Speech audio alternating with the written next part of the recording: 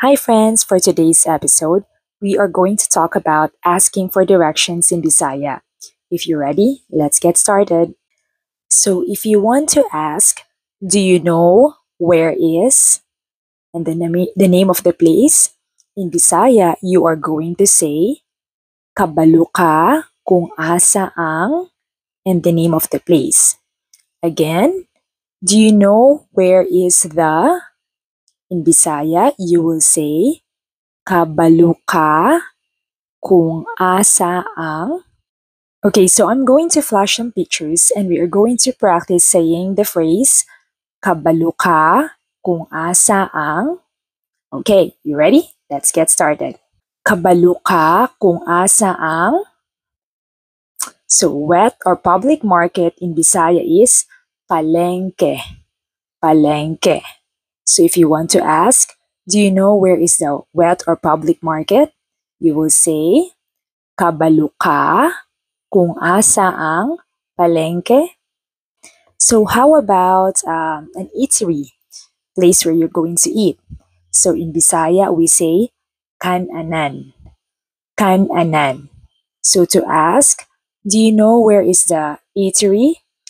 You can say, kabalo ka kung asa ang kan-anan. Kan-anan. If you want to ask, where is the store? You can ask, kabalo ka kung asa ang tindahan? Kabalo ka kung asa ang tindahan? Another place that we can practice is called bangko. Bangko in English is bank. Bangko. So if you want to ask, do you know where is the bank? You can say, kabalo ka kung asa ang bangko? Kabalo ka kung asa ang bangko?